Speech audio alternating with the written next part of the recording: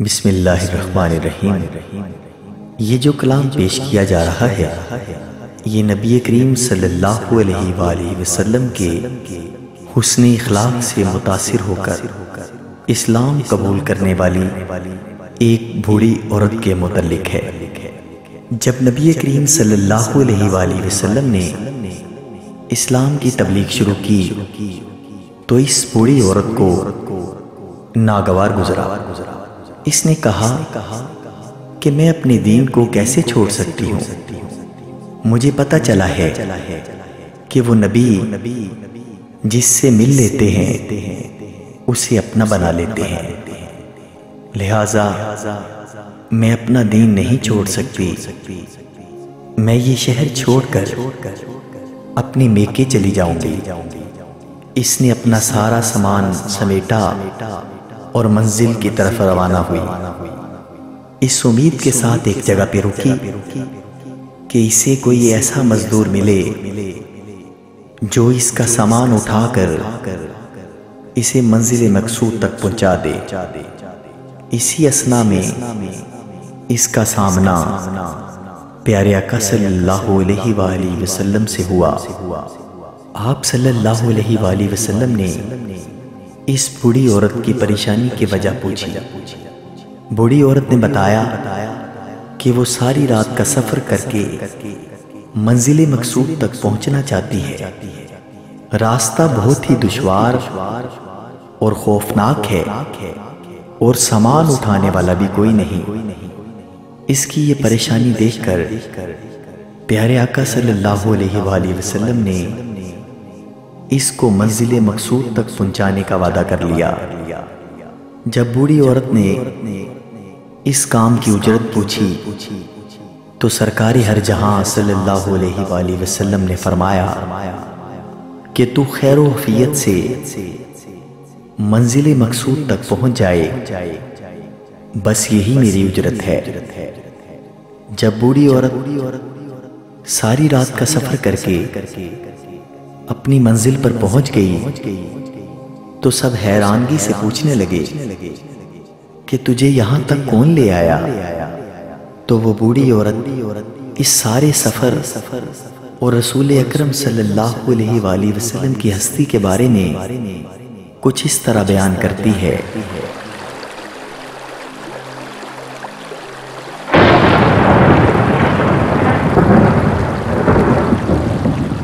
وہ آدمی تھا مگر روشنی سے بہتر تھا، لفظ بدل کے کہوں ہر کسی سے بہتر تھا، لطیف ایسا کہ ہر دلکشی سے بہتر تھا، وہ نوجوان میری زندگی سے بہتر تھا۔ فضا میں اس سے ہوائیں کلام کرتی تھیں، فضا میں اس سے ہوائیں کلام کرتی تھیں، اسے تو شاخیں بھی جھک کر سلام کرتی تھیں۔ جمال ایسا ابھرتا دکھائی دیتا تھا، ہر ایک حسن پہ مرتا دکھائی دیتا تھا، سروپ اتنا نکھرتا دکھائی دیتا تھا، رگوں سے پانی اترتا دکھائی دیتا تھا۔ یہ حسن لگتا تھا اس کی نمود کا صدقہ، یہ حسن لگتا تھا اس کی نمود کا صدقہ، بنا ہے چاند بھی اس کے وجود کا صدقہ۔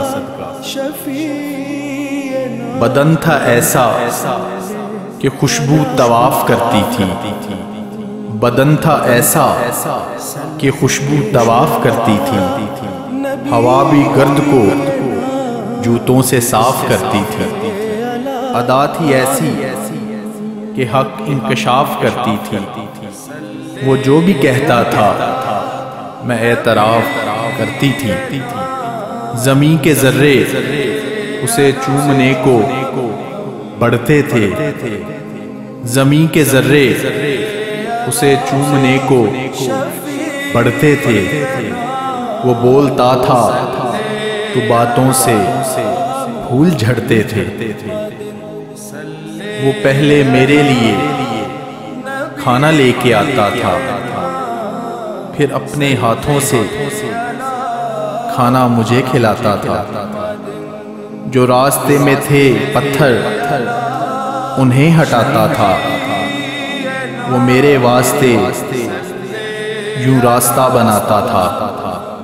اسی کے صدقے وفائیں عزیز لگتی تھیں، اسی کے صدقے وفائیں عزیز لگتی تھیں، عبادتیں بھی اسی کی کنیز لگتی تھیں۔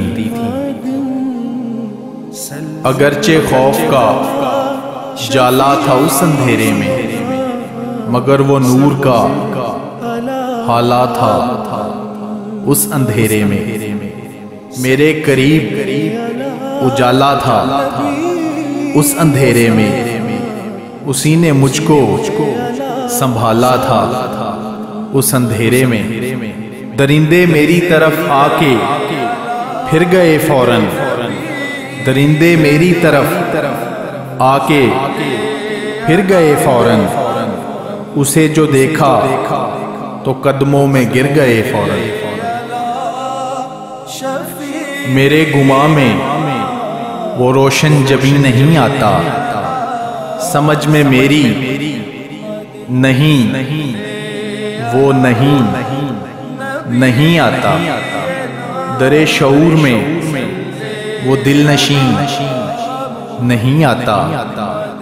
بشر بھی ہوتے ہیں ایسے یقین نہیں آتا، مصیبتوں کا ہر ایک زخم بھرنے لگتا تھا، مصیبتوں کا ہر ایک زخم بھرنے لگتا تھا۔ وہ بولتا تھا تو دل میں اترنے لگتا تھا۔ نہ جانے کس کی عطا سے ملی عطا اس کو، میرا دل تھا کہ سنتی رہوں صدا اس کو۔ میں اس سے بڑھ کے بھلا دوں گی کیا دعا اس کو، بس اب خدا ہی بنا دیں میرے خدا اس کو۔ سخی حلیم وفادار ہو نہیں سکتا، سخی حلیم وفادار ہو نہیں سکتا، کوئی بھی غصہ مددگار ہو نہیں سکتا۔ اس بوڑھی عورت کی باتیں سن کر اس کے اہل و عیال اسے یہ کہنے لگے، اسی کی باتوں کی خوشبو کا ہے اثر تجھ پر، اسی اشارہ ابرو کا ہے اثر تجھ پر، جو تو نے دیکھی ہے اس خو کا ہے اثر تجھ پر۔ سمجھ گئے ہیں کہ جادو کا ہے اثر تجھ پر، ہمیں یقین ہے کہ ایمان اس پہ لائے گی، ہمیں یقین ہے کہ ایمان اس پہ لائے گی، تو اپنے سارے خداؤں کو بھول جائے گی۔ بوڑھی عورت نے جواب میں کہا، مجھے یہاں پہ جو لایا وہی محمد تھا، وہ جس نے بوجھ اٹھایا وہی محمد تھا، مصیبتوں سے بچایا وہی محمد تھا، وہ جس نے رستہ دکھایا وہی محمد تھا۔ اگر وہی ہے محمد تو کیوں پریشان ہوں، اگر وہی ہے محمد تو کیوں پریشان ہوں۔ لو پھر میں آج سے کافر نہیں مسلمان ہوں۔